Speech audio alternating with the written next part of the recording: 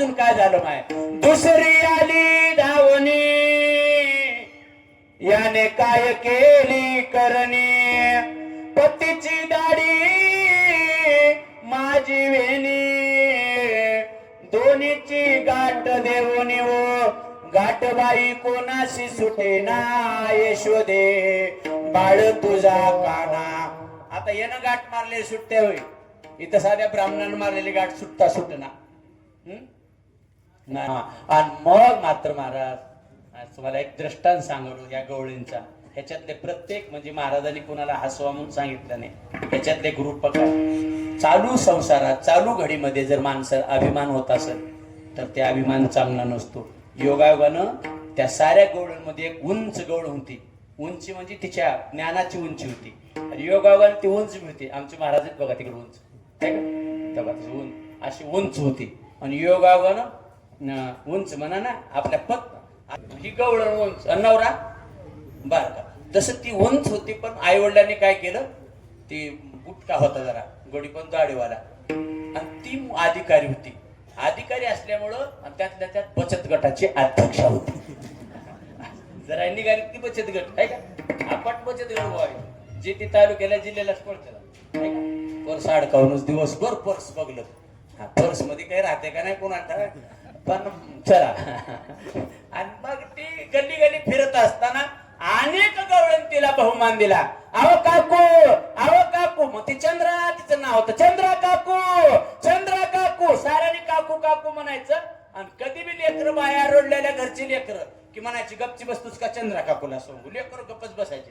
आणि कवा बा काकून मारलेलं कुणा कुणा लेकराला छडीनं बारक्या पोरला ती बिह वाटायचं. आणि योगायोगानं चंद्रा काकू त्या दिवशी सभा होती गावात आली. साऱ्याच तिला म्हणायला लागल्या चंद्रा काकू.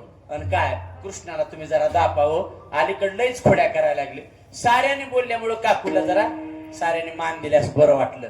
आणि बहुमान मिळाला की माणसाला उगाच काहीतरी जरा अहंकार थोडासा अहंकार स्पर्श केला काकूला.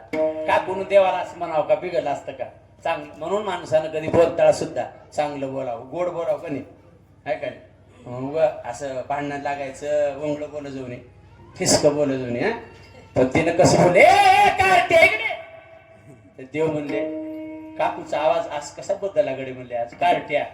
आता कृष्णाला सारं विश्व कृष्णा म्हणते. कृष्णा इकडे जरा म्हणायचं खोड्या करूनक म्हणायचं ए तुला कारट्या इकडे इकडे इकडे असं काकू तोऱ्यात बोलले. कृष्ण जवळ आला पेंद्या सुदाम्या बिल्वंगण सारे गोपाळ जवळ होते. गोपाळ म्हणायला लागले आणि कृष्णा म्हणते तोत्र जे आहे का तुतना नग बाबा तुत लय माल ती म्हणला पाती तपात ती म्हणला कृष्ण मला गप्पा काही करत नाही चला मी पुढं होतो. आले मग बऱ्याच गवळणी शांत बसल्या. काकू असं मध्ये उभारली. काकूने एक छडी घेतली. छडी अशी हलवून दाखवली. लेकराला काय मजाच वाटते बोलायला बारक्या लेकरा पुढे. ही छडी कसल्या बघितलास का त्या छडीनं मारेन तुला खरं सांग का चोऱ्या करायला तो कोणाच्या घरी जाऊन. कृष्ण म्हणला काकू मी नाही चोऱ्या कर तुला माहित नाही का कोण बोलते. काकू म्हणतात मला चंद्रा काकू. हा माहित नाही का मी म्हणले अध्यक्ष पदावर मीच आहे सध्या. देव म्हणला पद काही माहित नाही पण काकू तुम्ही माहित आहेत मला. आणि देव असं बोलत होता. आता ईश्वर आहे ते त्याला बोलत बोलत काय म्हणाले साऱ्याला वाटलं आता कृष्णच खोड्या करत नाही काकू दापाल्या. आणि म्हणला तुला लईच नाद करायचा असेल तर आमच्यासारख्याचा नाद कर म्हणली झाली. आता ही गर्वानच बोलणं झालं का एक माणूस म्हणत नाही का तुला नाद करायचे का आमच्या नादाला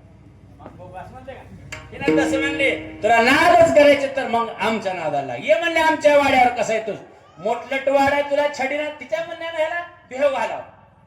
पण काकून बोलता बोलता जरा मोठेपणा दाखविला. देवाने ऐकलं आणि देव गपची बसली. साऱ्याला वाटलं आणि तिकडल्या कडला यशोदा माता होती. यशोदा माताने आवाज केला चंद्रा काकू जरा चांगलं दाबाव मा अलीकडे माझं सुद्धा ऐकणं आले जरा तुमचं तर भेव बसेल. अजून यशोदा मातेनं त्याला तसं म्हणल्यानंतर काकूला जरा मोठेपणा वाटला आणि म्हणले तुला सांगाले खबरदार आजपासून चोरी करायची नाही. असं बोट उगारू बोलायला देवाला जरा पसंत पडलं नाही. हळूच गेला देव तिच्या जवळ कुणालाच कळालं नाही बघा बोलणं. खाली उगा म्हणला काकू तिलाच ऐकू गेलं काय लांब नाही म्हणले आज संध्याकाळी 12 वाजता तुमच्या वाड्यावर आम्ही आमचं मंडळ हजर आहे. कशाला कुलप लावायचे ते लावून ठेवा काय काय सांभाळता बघू असं म्हणलं गेलं पुढं निघून. महाराज मग हिनं साऱ्याला बोलत राहिले पण त्याचं बोलणं हिनं काय केलं हिनं मनात चेलबिचेल झाली. तिथं जेवण खावणं झाले की 4 वाजाय घराकडे गेली बघा. आणि एकलंच बसली आणि कशाला बोलली असेल माय त्याला. एवढं मोठं दही दूध 1000 रुपयाचा भाव आहे डोण्याला तुपाला आहे का. 1000 रुपये किलो आहे ना की 800-900 रुपये किलो आहे. एवढं जर वाटोळ केलं तर कसावं का म्हणून मोठमोठे कुलप त्या लादणीमध्ये तुपाचं ठेवू लावायला लागली. दिवस माळा नवरा आला आणि घरानं साऱ्या कुलपच डबल. तिचा नवरा म्हणला एवढी का कुलप लावलीस. मग पहिलं बाया नवऱ्याला खरं बोलत होत्या. आता बाया नवऱ्याला खोटं बोलतात बरं सांगत नाही. पहिलं ती बाया कोणतीच बाई नवऱ्याला खोटं बोलत नव्हती सांगितल्याशिवाय राहायचं नाही. आणि तिनं म्हणले माय मी असं म्हणले व कधी. आणि भर सभेत दुपारी सभा होती आणि साऱ्या मला म्हणल्या काकू त्याला सांगा. मी म्हणले कृष्णा इकडे. आणि मी असं बोलले तसं बोलले. ये म्हणले आमच्या वाड्यावर तुला दाखवितेस. मग हळूच म्हणलं मला कशाला कुलप लावायचे ती लाव. आमचं मंडळ आम्ही आज 12 वाजता तुझ्या घरावर हजर राहणार म्हणले माय. आणि मी कुलप लावले घाबरले. तिचा नवरा शहाणा होता. ये म्हणलं येडे ते नंदाचं लेकरू आहे 9 लाख गाई त्याच्या घरी येतात. किती 9 लाख गाई त्याच्या घरी येतात. तुझ्या घरच्या दह्या दुधाला कशाला हात लावते घाबरू नको. मग म्हणली तरी तिला ती का जीवली नाही काही नाही बघा. स्वयंपाक केला तसाच राहिला. येतेच वाटलं तिला. तिचा नवरा जेवला बी झोपला बी 11:30 वाजता उठला तर तशीच बसली आहे. मग तिचा नवरा म्हणाला तुला दुखणं फिकणं येईल अजून तालुक्याला हिंडावं लागतं. गावचा कारभार तुला बघावं लागते. झोप म्हणली असती म्हणले अर्धा तास आहे माय 12ला येतो म्हणले. मग तिनं म्हणली मी बसते पण तू झोप. तो म्हणला मी बसतो तू झोप. एवढं गड्या. आणि मग महाराज तिचा नवरा म्हणला झोप मी बसतो. 12 वाजे पुन्हा बसलं. त्याला तंबाखूची सवास एकदा तंबाखू खाल्लं बसलं. 12 वाजले ती झोपलं. त्यानं काय केलं चटई पुडली घेतलं आणि तिच्या महागं टाकलं. त्याला वाटलं पुढे झोपलं पुन्हा उठलं तर मला उठवून बसेल. बायकोला कसलाय माणूस भीत असतो. तिच्या महागं झोपलं. महागं झोपल्या 66चा आकडा तयार झाला. कळलं का तुम्हाला. तिनं असं तोंड करून इकडे झोपत ती पुढे झोपायचं ती महागं झोपलं इकडे तोंड करून झोपलं. 66 आकडा. ह्याला झोप लागली. झोप लागल्या देवा आला. त्यानं काही मंडळ आणलं नव्हतं. कुलपाच्या खाऊन हात फिरलं. गाडगे आपोआप फुटले सारे. दही दूध लोणी तूप मुरी वाटत खाली वाड्यात गल्लीत गावात निघालं. ईश्वर आहे महाराज त्याचा काय महाराज ब्रह्मांडाच्या उतरंडी हाली होत्या. आणि मग महाराज साऱ्या गावानं दही दूध पोळलं आलं. गाय आरडायला लागल्या. आणि ह्यांच्या दोघाच्या मध्ये बसलं आणि तिची विणी घेतलं आणि ह्याची दाढी घेतलं आणि ती दाढी विणीची गाठ बांधून 7चा अलाराम लावलं. आणि दोघाला 7 वाजे पुन्हा चेवीने असं केलं. देव निघून गेला. आणि इकडं दही दूध बाहेर पडल्यामुळं गडीवरल्या वाड्यावर लोक म्हणाले काय झाले की काय नाही की अजून गाय आरडल्यात वासरं आरडले. चला सारे गावकर्ते तिच्या घराकडे निघाले. आणि 100-200 मुलं कृष्णानं तिकडून पाठवले. सारेची एक वटले आगळ मोडले आणि मध्ये आले. भला मोठा वाडा होता महाराज गवळ्याचा प्रवर मोठं गाई बघण्यासारखा वाडा. दही दूध निघालं तिकडं सारा देवानं धिंगाणा करून टाकला. आणि ह्या दोघाला झोप लागल्या. गावच्या गाववाड्यात आलं. आणि काय झाले म्हणून गर्दा एकदम ऐकली.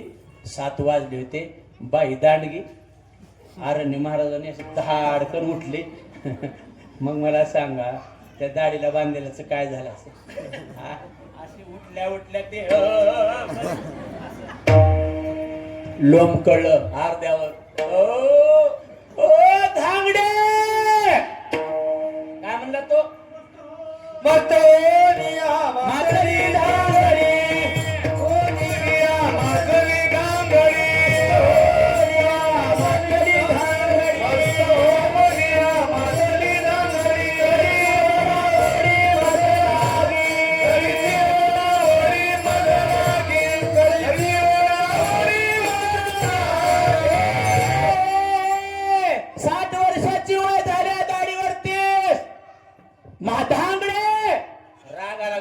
दाढीला झटका बसल्या.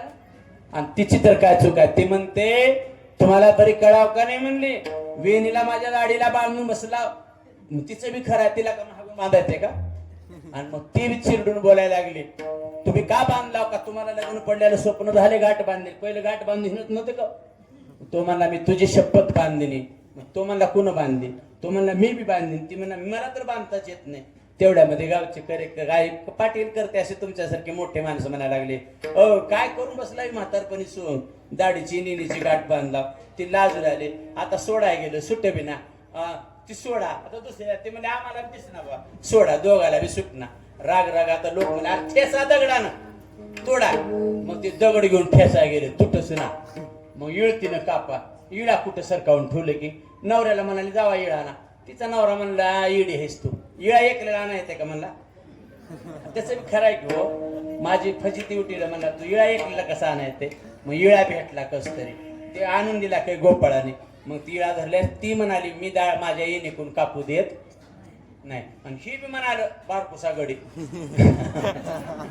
म्हणला मी माझ्या दाढीला हात लावू देत नाही, जिद्दी हो, पहिलं माणसं दाढीचे केस काढायचे नाही, ती बाया येणी कापायचे, आता भोया ठेवून आता कशाच्या बाया आता जिथे उठले की भोयाच्याच महागा लागले, हा ऐका ती करतात म्हणा असं टोकरू टोकरू पार करायला तर केस त्या डोक्यावरले सारे, आणि महाराज मग त्या इळीनं कापाय गेले, ती कापत नव्हतं महाराज, नैनम छिंदंते शस्त्राने नैनम दहंती पावका, ह्यालाच नवल म्हणतात, नवल केवडे केवडे नकळे कानुबाचे कोडे, आणि मग हेंडगा लावा, पुन्हा हेंडगा आणलं कंदील फिंदील लावून जाळा गेलं जळना, काय करते मग म्हणाले पोरवाला, ए पोरवानो म्हणजे गोपाळ म्हणले काय काकू काकू बोला, काक काही पोर म्हणते कसं मारत होत छडी ना, आता कसं कळालं पोरं काय काय आगाव पोरं टाळ्या वाजवायला लागले, पोरं म्हणले पोरवाला म्हणाले पोरं कृष्णाला घेऊन या, मग पोरं म्हणले काकू तुम्हाला तिकडं दरबारात या म्हणले चौकात,